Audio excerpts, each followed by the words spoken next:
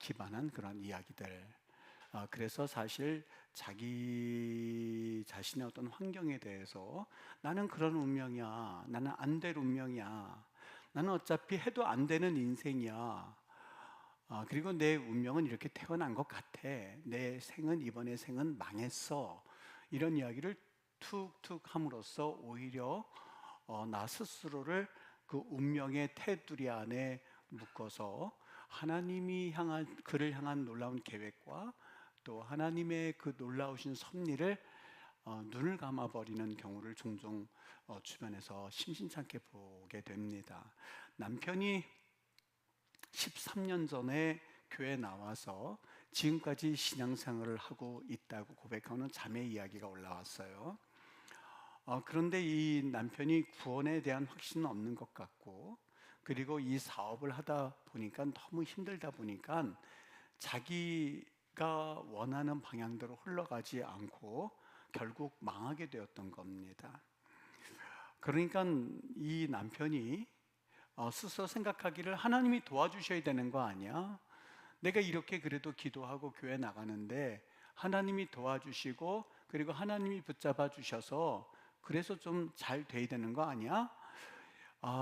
그렇게 하지 않으신 걸 보면 내가 이런 운명에 처하게 되었나 봐. 나는 원래서부터 가난하게 태어났고 하는 일들마다 잘 안 됐고 당신 같은 사람 만났고 그리고 내가 손을 대는 것마다 어떤 사람은 말이 다 쓰여서 그냥 다 잘 됐는데 나는 하는 일들마다 잘 안 돼. 내 믿음이나 내 열심과는 상관이 없이 나는 그런 운명인가 봐 라고 하면서 자포자기하고 있는 그 남편이 너무나 안타까워서 사연을 올린 자매입니다. 그 남편이 하는 말 가운데 하나가 자기에게 빛처럼 꽂혀오더랍니다. 창세기 15장을 읽다 보니까 아브라함이 하나님께 제사를 드리는 중에 하나님께서 아브라함에게 이스라엘 자손이 느닷없이 400년 동안 종살이를 할 거라고 예언하는 장면입니다. 그러니까 이스라엘 백성이 종살이를 하는 것도 또 예수님이 이 땅에 오실 것도 이미 다 하나님께서는 계획해 놓으셨고 틀에 딱 짜 맞춰 놓으셨기 때문에 우리의 인생도 그 정해진 길로 걸어간다는 거예요. 여러분, 과연 이 자매의 이러한 남편을 향한 안타까움에 그 인터넷에 올린 이 글을 보면서 조금 우리에게 있어서 하나님에 대해서 잘 아는 것, 하나님에 대해서 잘 이해하는 것이 무엇보다 중요하겠구나 하는 생각이 들었습니다. 임종을 앞둔 모세가요, 마지막으로 하나님과 백성 사이의 중보자로서 이스라엘의 12지파에게 오늘 축복하는 내용입니다. 우리 원래 그렇잖아요. 이스라엘 백성들에게 있어서 가장 큰 축복 중에 하나가 자신이 임종을 앞두고서는요, 여러분 혹시 그런 때가 멀기는 했습니다만 한 생각해 보신 적 있습니까?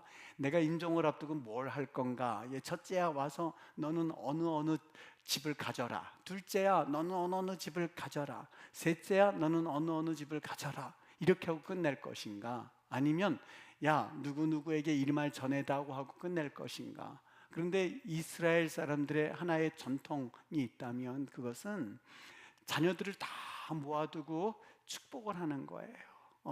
먼 미래의 일이겠지만 좀 그런 생각을 가끔 해보게 돼요.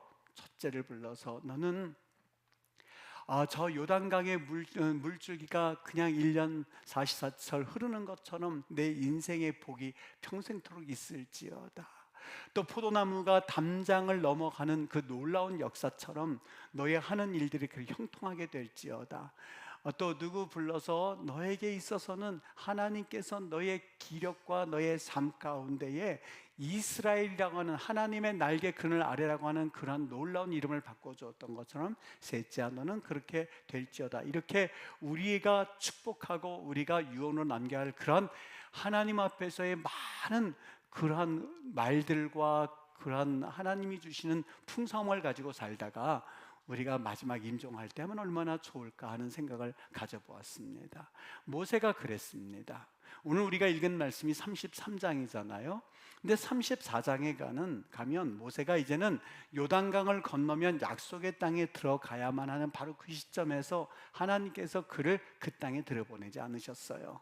그리고 그를 느보산에서 여호수아를 지도자 리더십으로 세워서 이스라엘 백성들이 이끌고 가도록 하나님께서 계획해 놓으셨고 모세에게 그 이야기를 해줍니다. 그러니 모세가 34장 자신의 죽음이 이르는 바로 그 앞장인 33장에서 각 지파들을 불러서 축복하는 내용입니다. 하나님께서 그들을 얼마나 놀랍게 계획하시고 구원하시려고 하는가, 그 계획을 보여주는 예언의 내용, 그 유언의 내용이 바로 오늘 우리가 읽은 33장의 내용이거든요. 유다 족속도 축복하고 레위 족속도 축복하고 베냐민, 요셉, 스불룬, 갓, 단, 납달리, 아셀 지파에서 다 그들을 축복을 합니다. 여러분, 제가 이 축복의 내용을 다 이해하고 그렇게 하지는 못했는데요, 그 축복의 말씀을 하나하나 읽으면서 금방 떠오르는 장면이 하나가 있었는데, 그 떠오르는 장면이 바로 야곱의 축복이었습니다. 야곱은 장자가 아니었었어요. 장자의 복을 훔쳐내서 천사와 씨름하면서까지 자신의 이름을 하나님께서 바꾸어 주시도록 강구하였고, 그 바꾼 이름이 이스라엘이었습니다. 그 이스라엘이란 이름을 가진 야곱이 자기의 죽음을 맞이할 때에 그 자녀들 각각에게 유언하는 장면이 창세기 49장에 보면 언급되어져 있습니다.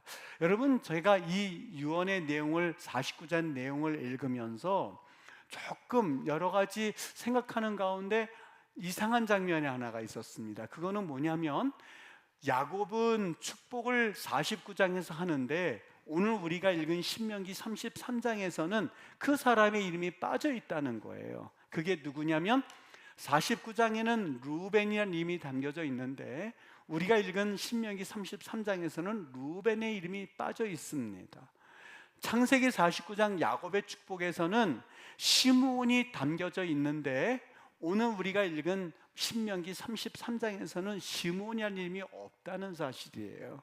루벤을 야곱은 축복했는데, 사실 여러분, 야곱이 자신의 예언적인 죽음의 유언을 하게 되는데 그 유언이 사실 축복이라고 말할 수가 없는 축복을 루벤은 했습니다. 루벤에게 뭐라고 축복을 하냐면 이렇게 말합니다. 49장 3절과 4절을 보면, 루벤아, 너는 내 장자요 내 능력이요. 그렇죠, 첫 번째 아들이니까는요. 내 기력의 시작이라. 이것도 말이 되지요. 위풍이 월등하고 권능이 탁월하다마는 아마 그가 참 사람이 용감하고 그리고 지혜가 있었던 모양이에요. 그런데 말이야, 4절에 물의 끓음 같았은즉 너는 탁월하지 못할 거야. 네가 아버지의 침상에 올라 더럽혔음이로다. 그가 내 침상에 올랐었도다. 무슨 말인가? 그가요, 바로 야곱의 첩이죠. 자신의 계모와 간통을 합니다. 통간을 합니다.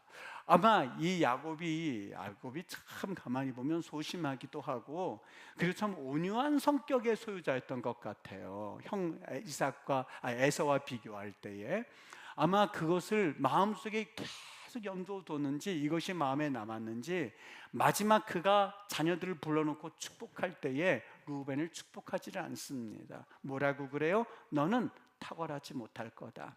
너는 원래 뛰어나게 태어났고 너는 능력이 있었고 너는 나름대로 어떠한 다른 형제들이 가지지 못한 탁월함이 있지만 너는 이제부터 탁월하지 못할 거야 라고 하면서 루벤을 빼버려요.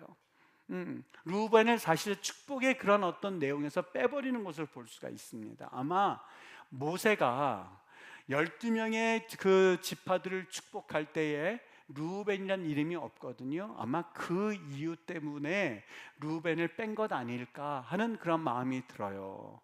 그렇다면 이번에는 시므온이 빠졌는데 시므온은 왜 뺐을까? 여러분, 시므온을 생각할 때에 시므온도 생각나는 사건이 하나가 있습니다. 여러분 기억하십니까? 그가 야곱의 셋째 아들인데 시므온이 레위와 함께 아버지로부터 정말 이 예언의 축복 가운데 저주받은 사건이 하나 있습니다. 창세기 49장 5절에 보면 야곱이 죽기 전 자신의 아들을 축복하는데 이렇게 축복해요. 시므온과 레위는 형제요, 그들의 칼은 폭력의 도구로다. 아니, 6절 내호나 그들의 모의에 상관하지 말지어다. 내 영광아 그들의 집회에 참여하지 말지어다. 그들이 그들의 분노대로 사람을 죽이고 그들의 혈기대로 쇠 발목 힘줄을 끊었음이로다. 아야 하나님, 무슨 축복이 이래요? 그래도 축복이라고 한다면 나름대로 어떤 형식은 없다 한다 할지라도 그 사람들 축복하는 내용인데 이게 무슨 내용이 뭐 이렇게 축복을 해요? 이런 유언이 어디 있어요? 여러분, 세겜으로 그 야곱이 자기의 자녀들과 함께 그 세겜 땅에 왔을 때에 자신의 딸 디나가 거기에서 아주 못된 일을 당한 적이 있습니다. 히위족 속 하몰의 아들 세겜이 디나를 봤을 때 그 여인을 그날로 성폭력을 한 거였었어요. 야곱이 이것을 듣고서는요, 손이 부들부들 떨려 있을 즈음에 그의 형제들 2명 시므온과 레위가 그들을 찾아갑니다. 그리고 나서는 그들에게 협상을 벌려요. 너희들 내 동생 여동생 디나를 너희에게 주고 너희들 사이로 맞을 테니 너희들 이제 한 가지 우리 법칙을 따라줄래? 그건 말이야, 너희들이 할례 받는 일이야. 할례를 받으면 너희들 우리 딸을, 우리 여동생을 주고 너희들 우리의 형제로 맞아들일게. 그렇게 하지. 그렇게 하고 나서 그들이 할례를 받고 3일째 되던 날 가장 그들이 고통스러워서 어찌할 수 없을 때에 시므온과 레위 2사람이 칼을 가지고 가서 그들을 전멸시켜 버립니다. 모두 학살을 한 거예요. 여러분, 야곱이 이야기를 들었을 때 얼마나 손이 부들부들 떨렸는지, 그 자녀에게 대해서 야단을 치댔더니 그 자녀들 2명 시몬과 레이가 저들이 우리의 딸 디나를, 우리의 여동생 디나를 그렇게 대하는 것이 마땅합니까? 그러면서 아버지의 버럭 대드는 것을 보게 됩니다. 아버지가 아무 이야기를 하지 않으시지요. 이 야곱이 이것을 마음속에 두고 꼭꼭 눌렀다가 그가 이제 곧 죽어야 할 바로 그 순간에 이 이야기를 하고 있는 겁니다. 뭐라고 그래요? 내호나 그들의 모의에, 어떤 모의요? 저들 있잖아, 가서 죽여버리자. 그리고 저들을 없애버리자. 우리 여동생을 저렇게 했으니 하나님이 우리에게 하라고 하는 거룩한 할례 예식을 이용하여서 저들을 없애자. 저들의 모의에 상관하지 말지어다. 나는 저들의 모의, 2사람의 모의에는 상관이 없다. 내 영광아 그들의 집회 모임에 참여하지 말지어다. 그들이 분노대로 사람을 죽이고 혈기대로 소의 발목 힘줄을 끊었도다 라고 말해요. 여러분, 대단히 난폭하고 잔인한 성품의 소유자들이었던 것 같아요. 그래서 야곱이 2사람 시므온과 레위에 대해서 야곱이 저주하고 그들을 뭐라고 하냐면 폭력의 도구로다, 켈레라는 말을 쓰고 하마스란 말을 쓰는데, 하마스 들어보셨죠? 중동 전쟁에서 항상 나오는 단어 중에 하나가 하마스인데 폭력의 잔인한 이 뜻입니다. 뭐라고 예언을 하냐면 너희들은 잔인한 무기다라고 말해요. 너희들은 잔인한 무기와 같다라고 하면서 오히려 그들을 저주하는 것을 보게 됩니다. 여러분, 그 야곱의 유언도 유언이지만 난폭하고 잔인한 성품은 하나님의 창조의 선함, 하나님의 창조의 그 평화의 원리와는 정반대되는 그러한 성품이거든요. 그래서 사실 이러한 성품은 하나님께서 말씀하시는 복과는 상관이 없게 됩니다. 이렇게 해서 그 2사람이 제외가 되는 것 같습니다. 그런데 시몬 하면은 또 한 가지 생각나는 게 있거든요. 이스라엘이 광야 생활을 하다가 이제 곧 모압 땅이 도착할 때쯤에 발락이 발람을, 선지자를 불러서 그들을 저주하게 합니다. 그런데 그것이 실패로 돌아가자 이 발람과 발락이 그들을 꾀어서 그들 모압 여인과 음행을 하게 만듭니다. 그 발람의 꾀라고 하는 것을 이용하여서 그들을 음행하게 되는데, 그들이 모압 여인과 음행하고 그리고 성적 타락이 있자 전염병이 돌아서 24,000명이 죽습니다. 여러분, 얼마나 무서운 일입니까? 그래도 깨있는 사람들이 울며 불면서 하나님 앞에 막 회개하고 있을 때에 24,000명이 죽었으니 막 하나님 잘못했습니다, 우리가 음란하게 행했습니다 하면서 막 회개하고 있을 때에, 그때에 한 모압 여인을 데리고 와서 자기 텐트 장막에서 또 성적인 범죄를 지르고 있는 사람을 발견하게 됩니다. 바로 시므리였는데, 이 시므리가 너무너무 하나님 앞에서 회개하고 있는 그 한편에서 그런 일을 저지르고 있으니 한 사람, 즉 제사장 엘르아살의 아들 비느하스가 가서는 그들을 창으로 찔러서 2사람을 죽입니다. 여러분, 여기에서 죽은 시므리가 어떤 지파냐면 시므온 지파였어요. 2만 4천 명이 죽어서 다 회개하고 하나님 잘못했습니다는 회개 운동을 하고 있는데, 여기서 막 부흥 집회를 하면서 회개하자고 있는데 한쪽에서는 음행하는 짓을 저지르고 있으니, 그 죽인 비느하스, 그 사람이 가서 두 사람을 죽이는데, 비느하스는 레위 지파였고요, 여기 시므리라고 하는 죽은 사람은 시므온 지파였습니다. 대충 그 마음 가운데, 아하, 모세가 이제 약속의 땅에 들어가지 못하고 그들을 축복하고 있을 때에 왜 르우벤 지파와 왜 시므온 지파를 뺐는지 어느 정도 짐작이 되십니까? 물론 성경에서는 그들을 뺀 이유에 대해서 자세하게 말씀하고 있지는 않습니다만, 그 두 지파는 이러한 과거의 역사가 있었던 거예요.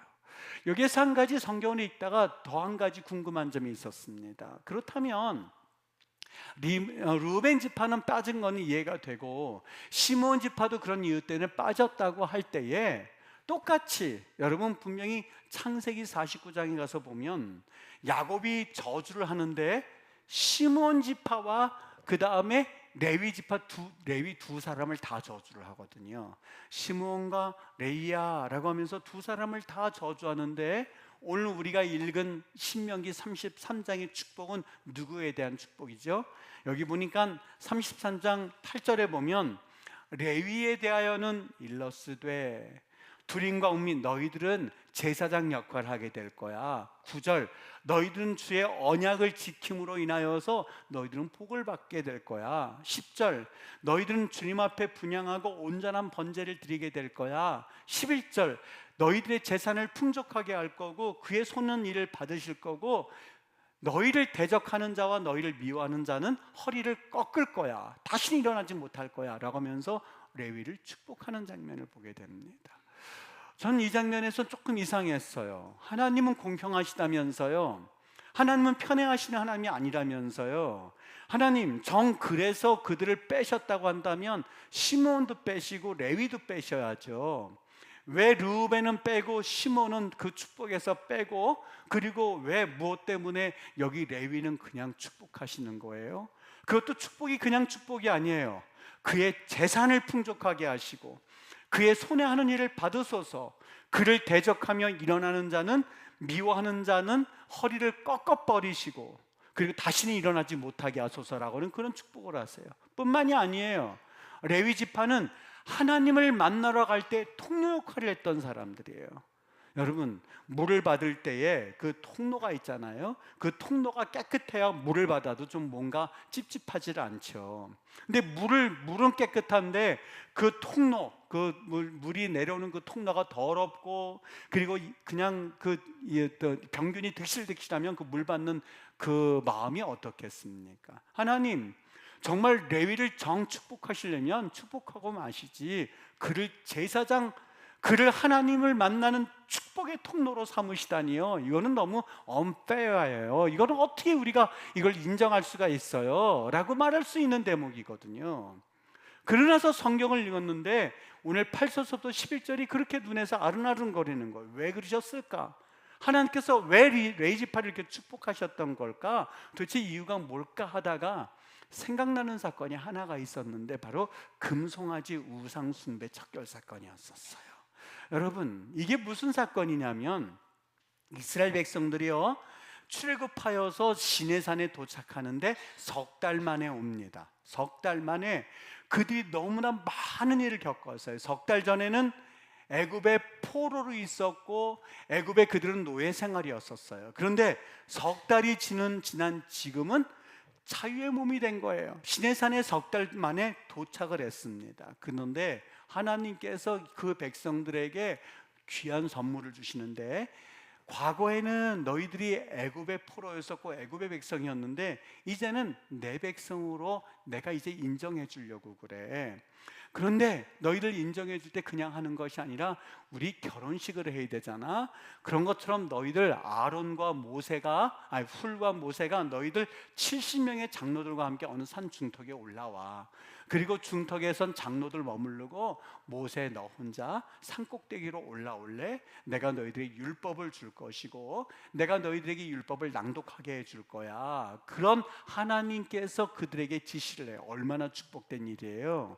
지금까지는 노예였었고 지금까지는 애굽의 족속이었는데 하나님이 자신들의 하나님이 되시고 우리를 하나님의 자녀 삼아 주신다고 하시니 그들이 가게 되었던 거죠. 그때에 하나님께서 그들을 불러주셔서 모세를 불러주셔서 율법을 주고 그리고 그에게 법을 주고 그의 백성 삼으시려고 하는 그러한 놀라운 신비한 하나님의 역사가 일어나고 있을 즈음에 밑에 남아 있었던 이스라엘 백성들이 기가 막힌 일들이 벌어집니다.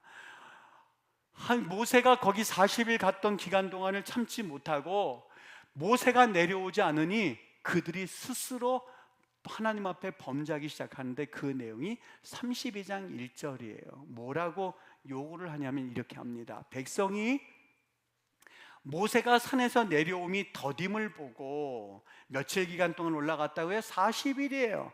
산에서 내려옴이 더딤을 보고 백성이 아론에게 이르러 말하되 일어나라, 우리를 위하여 우리를 인도할 신을 만들라. 이 모세 곧 우리를 애굽 땅에서 인도해낸 사람은 어찌 되었는지 알지 못함이니라. 여러분 뭐라고 그래요? 우리를 위해서 우리를 인도할 신을 만들라. 이 모세 곧 우리를 애굽 땅에서 인도해낸 사람은 어찌 되었는지 알지 못함이니라 라고 요구하자 아론과 훌이 그들의 금을 취하여서 우상을 만들었는데 그게 바로 금송아지였었어요. 그러면서 뭐라고 하냐면 이것이 너희를 애굽 땅에서 인도해낸 너희의 신이다 라고 아예 명칭을, 이것이 너희를 인도해낸 너희의 신이다. 지금까지 하나님이, 누가 그들의 신이었었어요? 하나님이었었어요. 근데 그들이 모세가 올라간 것을 보고는 내려오는 것을 더디운 것을 보고 신을 만들어라, 이것이 우리를 애굽 땅에서 인도해낸 것이라고 인정할 만한 신을 만들어낸 것이 금송아지 사건이었었어요. 여러분 지금 상황은 어때요? 모세가 율법을 받고 있는데 그들이 40일 기간을 참지 못해서 금송아지를 만들어냈던 거예요. 여러분 이것이 이해가 되세요? 여러분 한 3년만 아니면 30년도 아니고 3년도 아니고 그들이 지금 하나님을 경험했던 사건이 얼마 전이었어서 석 달 전이었었어요. 석 달 전에 10가지 재앙도 경험했죠. 그리고 그들이 모든 사람들 장자가 다 죽을 때 문설주에다 피를 바름으로써 장자가 죽지 않는 기적도 경험했죠. 홍해가 갈라지는 것도 경험했죠. 그리고 반석에서 물이 터져 나오는 것도 그들은 맛봤죠. 하늘에서 만나가 내리지요. 메추라기를 통해서 하나님 먹이시지요. 그리고 하나님께서 그들에게 두 손을 들면 아말렉에서 그들이 승리하게 하시고 두 손을 내리면 아말렉에게 오히려 패하게 하시는 그 기도의 기적도 보여주셨죠. 여러분 석 달 동안에 일어났었던 일이에요.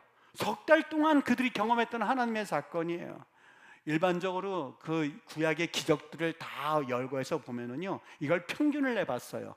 전 인류 역사 가운데 성경의 기적들을 다 평균을 냈더니 평균적으로 40년 만에 한 번씩 기적이 일어났다고 하더라고요. 40년 만에.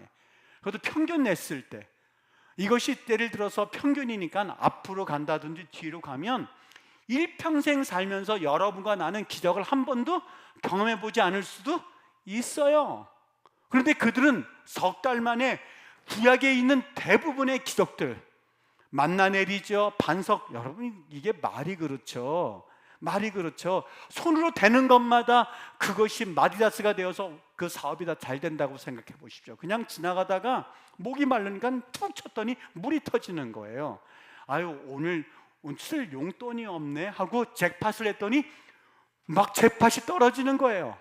내일 먹을 게 없네 하고 가만히 있다가 뭐 하나 투자를 했더니 복권이 로또가 걸리는 거예요. 로또는 안 맞기 때문에 로또예요. 그건 이름이요. 맞으라고 있는 게 아니에요, 여러분. 그거는 혹시 기대하고 로또 사고 그럴 게 아니에요. 그거는요, 지나가다가 벼락에 맞아서 죽을 확률보다 더 적은 게 로또거든요. 그런데 이 사람은 아유, 오늘 쓸 용돈이 없네고 로또를 샀더니 그게 한 몇십억이 탁탁 걸리네요. 이런 기적을 경험한 게 누구냐면 이스라엘 백성들이었었어요. 이스라엘 백성들이 석 달 기간 동안에 그런 기적들을 경험했는데, 여러분, 모세가 40일 작정하고 올라갔거든요. 40일을 못 참아서 그들이 금송아지를 만들었던 사건이에요. 저는 도대체 이해가 안 됐어요. 아니, 40년도 아니고 4년도 아니고 그렇게 기적을 경험했던 백성들이 40일을 못 참아서 금송아지를 만든다고? 도대체 이게 뭐지? 이스라엘 백성들이 도대체 어떤 민족들이기에 이렇지? 묵상하다가 느껴져 오던 게, 여러분, 금송아지가 다른 게 아니에요. 우리 인간이 얼마나 연약한지를 보여주는데요. 여러분, 하나님께서 우리를 구원하시고 구원의 은혜를 경험하게 해주셨는데 한번 눈을 돌려보시죠. 이스라엘 백성들은 작은 기간 동안에 그런 범죄를 지었다고요. 우리는요, 가만히 뒤를 돌아보면 여러분, 우리에게 금송아지가 얼마나 많은지 몰라요. 성적인 타락이요. 여러분, 불륜들 신문지상에 보다가 가만히 보면은요, 과거에는 누가 누구랑 불륜했다 그러면 그것이 크게 어떻게 저럴 수 있나 그러는데, 성경 그 신문에 보면 별별 해괴망측한 불륜들이 거기서 다 이렇게들 살고 있나 하는데요, 이게 조금 시간이 가다 보니까 이제 놀랍지도 않아요. 그냥 불륜이 어떻게 보면 자연스럽게 이제는 신문지상에 오락내리락하는 시대에 우리가 살고 있거든요. 겉으로 보면 여러분, 성적인 그런 유혹이 멋있어 보이죠. 금송아지이기 때문에 그래요. 금송아지이기 때문에 그래요. 하나님의 은혜를 경험하고 그리고 하나님 앞에 구원의 은혜를 경험한 사람들이 가만히 보니까 금송아지로 보이거든요. 휘황찬란하거든요. 번쩍번쩍하거든요. 여러분, 포르노그래픽, 우리 청년들도 그렇고 학생들도 그렇고 성적 자극을 위해서 해놓는 이 포르노그래피요, 정말로 하나님 앞에서 얼마나 가슴이 뜨끔뜨끔한지 모릅니다. 우리가 지난 시간에도 이야기했지만 SNL이나 아니면 텔레비전을 보십시오. 도대체 그런 내용이 왜 나와 있지? 알 수가 없음에도 불구하고 남자가 남자를 사랑하는 게 정말 기가 막힌 범죄임에도 불구하고 그 내용에선 자연스러워요. 그리고 운치가 있어 보여요. 그리고 보는 사람으로 하여금 나도 한번 해볼까라는 마음을 심어줄 만큼 곳곳에 집어넣고 있어요. 아예 영화 제목이 동성애를 위한 영화 제목도 있어요. 그리고 각 교회에서 이제는 동성애를 찬성하는 분위기로 돌아서는 분위기에 금송아지이기 때문에 그래요. 여러분, 이스라엘 백성들만 그렇습니까? 아니요. 오늘을 살아가는 우리들도 역시 똑같은 금송아지를 마음속에 품고 살아가고 있는 모습들을 보게 되거든요. 그것만 그렇습니까? 어린이와 청소년을 향해서 여러분, 성적 학대요, 참 너무 기가 막히지 않습니까? 어린 자녀들을 향하여서 그렇게 마음을 품고 있는 것이 정상이라고 보여집니까? 그런데 그것이 모두 잘못된 포르노 영화를 통하여서, 그런 것들을 통해서 잘못된 성적인 그 인포메이션을 통해서 그들이 그런 범죄를 짓는다는 것을 안다면, 여러분, 그 범죄에 대한 책임은 다른 사람이 아니에요. 우리 모두에게 있는 거예요. 그것만 그렇습니까? 그저 황금 송아지처럼 보이는 좋은 대학, 좋은 물건들, 그리고 거기에 대한 모든 것의 성공주의, 그냥 거기만 가면, 그 신문에 이번에 보셨겠습니다만, 여러분, 초등학생을 위하여서 의대 초등반이 있어요. 의대 초등반. 이제는 옛날 수학 정석, 고등학교 학생들도 풀기 힘든 수학 정석이요, 초등학교 4, 5, 6학년만 되면 이젠 들어가는 입문서예요. 만약에 그거를, 그 해외 토픽감이거든요, 보면서 도대체 이 나라에 정상적으로 지금 돌아가고 있는 건가? 라는 싶은 마음이 들 만큼이요. 초등반 의대반이에요. 초등의대반. 여러분 보시면서, 야, 부럽다. 우리 자녀들 저기에 어떻게 하면 들어갈, 그래서 거기는요 5명, 6명 뽑는답니다. 그게 그냥 그렇게 해서 쭉 보게 하려고요. 부모님들이 그냥 걔네들 끝나자마자 돌아서 가지고는 먹을 거 사주고, 그리고 달래서 어떻게든지 숙제 밤새워서 할 수 있도록 하게 만드는데, 성공주의요. 보면서 황금송아지가 멀리 있는 게 아니구나, 바로 내 옆에 황금 송아지를 놔두고 우리가 서로들 그 황금 송아지 나도 한번 만져봐, 너도 한번 만져봐, 우리 한번 황금 송아지 만들어 볼까? 그 우리를 인도할 신이고 우리가 그것만 쟁취하면 우리도 역시 잘 살 수 있을 거야. 모압 광야에서 했었던, 여러분, 그거는요 어떻게 보면 그들이 하나님 앞에서 신혼여행 가서 바람 피우는 것과 똑같거든요. 아니면 그거는 너 점수를 많이 준 걸 수도 있어요. 신혼여행이 아니에요. 오늘 모세는 지금 하나님께 나아가서 율법을 받고 하나님은 우리의 하나님이요 우리는 하나님의 백성이라고 하는 그러한 결혼식, 언약식을 맺는 시기거든요. 다시 말하면 결혼식장에서 불륜을 피우고 있는 신랑 신부의 모습이 바로 이스라엘 백성들의 모습이었었어요. 이해가 되십니까? 이해가 되세요? 세상의 화려함을 추구하고 세상에 가장 좋은 것들을 추구하고 있는 우리의 황금 송아지의 그 모습을 보면서 이스라엘 백성들의 모습이 여기 오버랩되기 시작했어요. 여러분, 모세가 얼마나 기가 막혔는지 내려와서는 그 황금 송아지를 보며 그들이 춤추고 그들을 섬기고 있는 모습을 보게 됩니다. 여러분은 어떨까요? 모세비 율법을 던져버리고 막 분노하는 모습을 보면서 모세가 정말 포악한 성격의 소유자라고 생각하십니까? 전 이걸 이렇게 생각해 봤어요. 만일 젊은 남자 여자가 결혼식을 하는 중에 거기에서 누군가가 상대방이 외도하고 있는 그러한 장면을 보여준다면 그 마음이 어땠을까? 하나님이 그러셨어요. 모세가 그랬던 거예요. 모든 것들을 다 집어내던지고 그리고 외칩니다. 여호와의 편에 선 자가 누구인가라고 외쳤어요. 대부분의 사람들이 황금 송아지를 보면서 성공 위주로, 그리고 모든 사람들이 하나님을 섬기고 있다고 말만 그럴 뿐이지 황금 송아지를 보면서 추구하고 황금 송아지 손 한번 대보고 하는 그 모습을 보는 모세의 마음 가운데에 황금 송아지의 편에 서지 않고 그리고 여호와의 편에 선 사람들이 나왔습니다. 그게 누구냐? 바로 레위 족속이었었어요. 레위 족속이 여호와의 편에 서서 3,000명을 그 황금 송아지를 섬기는 사람들을 모두 죽여버립니다. 여러분, 참 끔찍하죠. 아무리 그래도 그렇지, 형제 같은 이스라엘 족속인데 레위 지파가 여호와 편에 섰다고 해서 3,000명을 죽이는 사건을 상상만 해도 구약 성경 참 잔인하고 너무너무 끔찍하다라고 생각할 즈음에 묵상되어졌던 게 하나가 있었거든요.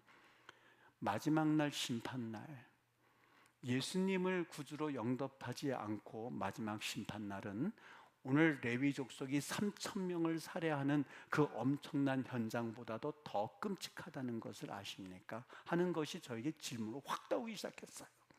요한계시록을 보세요.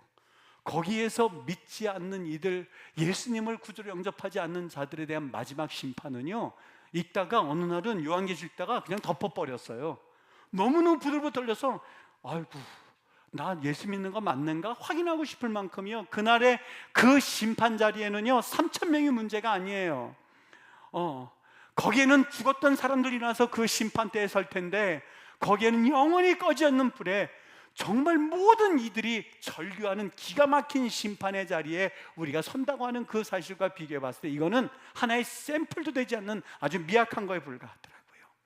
그날 칼을 들고 3,000명을 죽였던 레위 지파 였었던 것을 성경에서 우리에게 말씀해 준 그 사건 하나더라고요.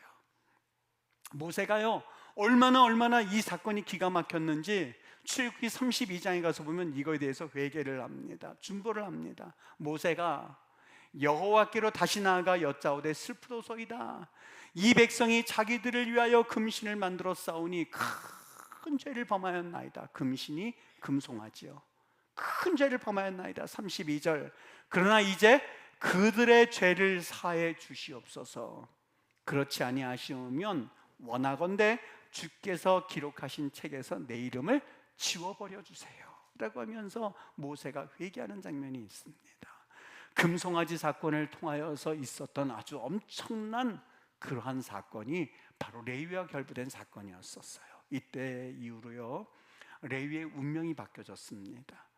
레위의 지파가요 이스라엘 공동체 내에서 중요한 역할을 하게 되는데 레위에게 세 명의 아들이 있죠.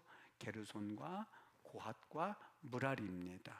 여러분, 게르손과 둘째 아들이 고핫인데 고핫의 아들이 아므람이고 아므람의 아들이 바로 모세와 아론이에요.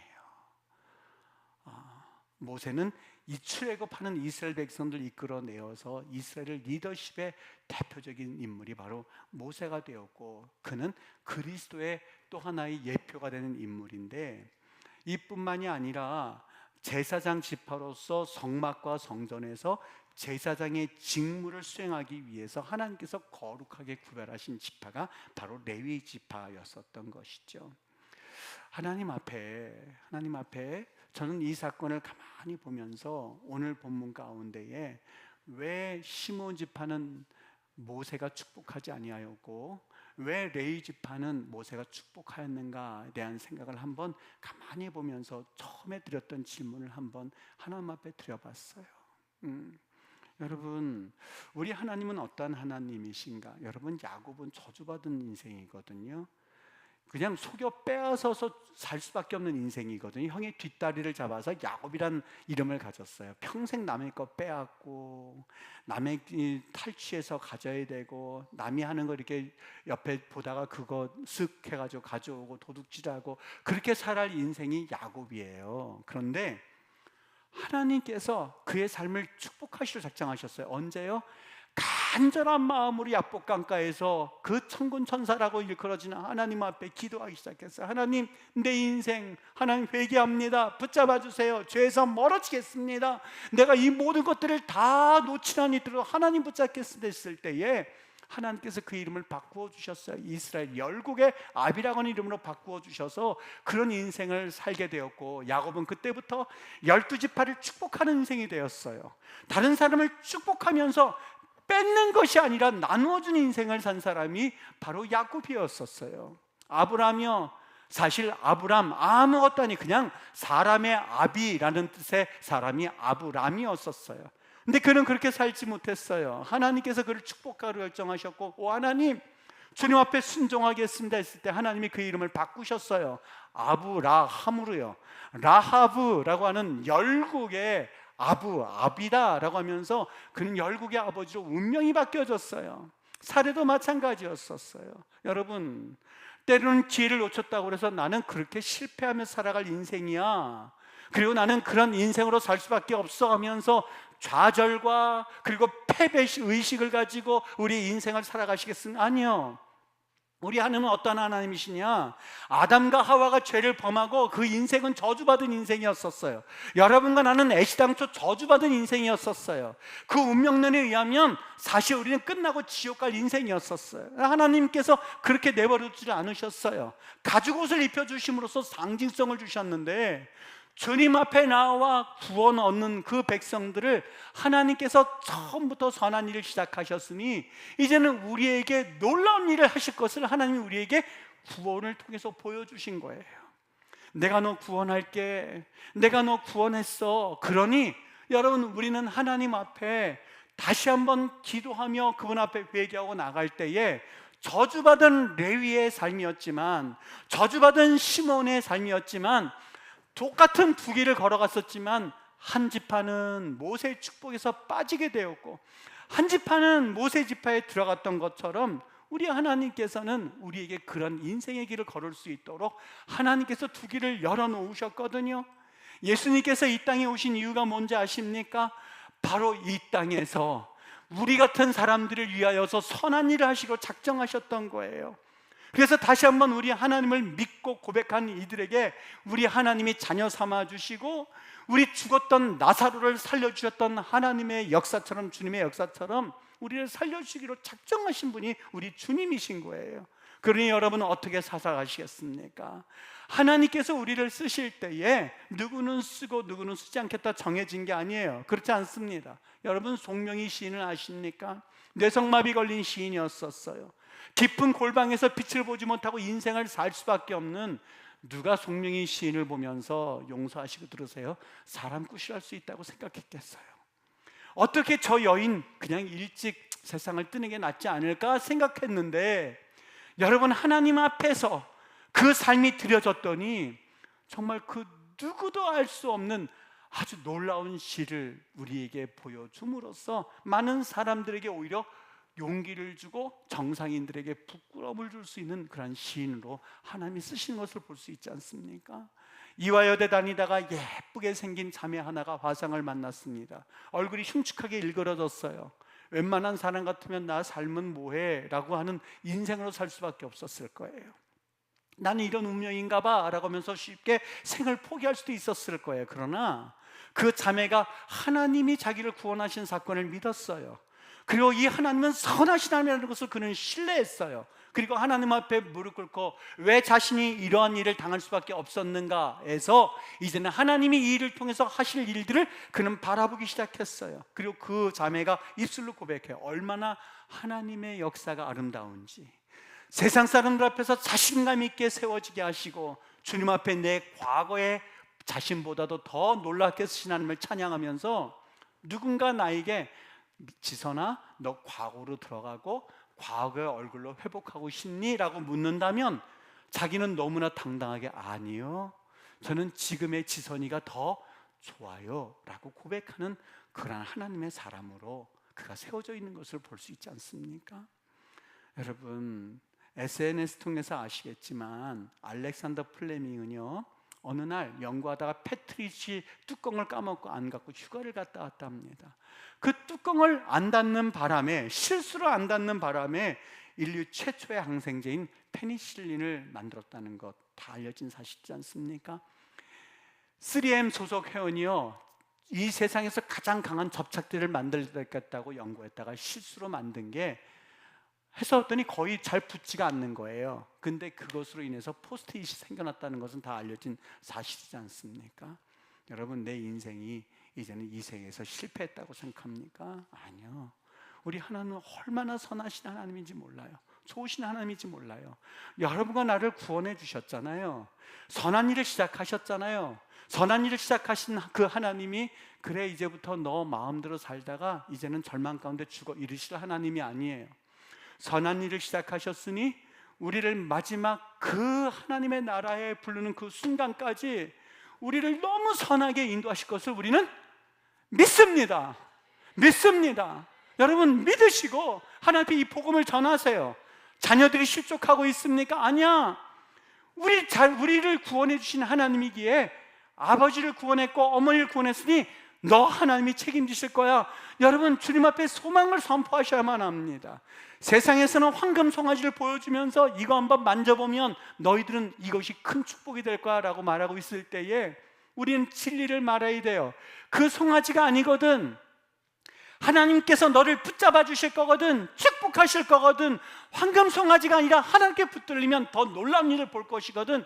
여러분 세상에서 7일간 말하고 있으니 우리도 우리의 자녀들한테 며칠간 말해야 돼요? 8일이요. 8일. 7이면 7일간 동등해서 안 돼요. 00이 돼요. 7대 7 안 돼요. 7을 말하고 있으니 8일을 말해야 돼요. 1시간을 말하고 있으면 2시간을 말해야만 해요. 언제 말할까? 보는 시간마다, 하나님 앞에서 그들을 보는 시간마다 기도하면서 그냥 대화하지 마세요. 기회를 달라고 기도하세요. 하나님, 나 지금 자녀하고 얘기하고 있습니다.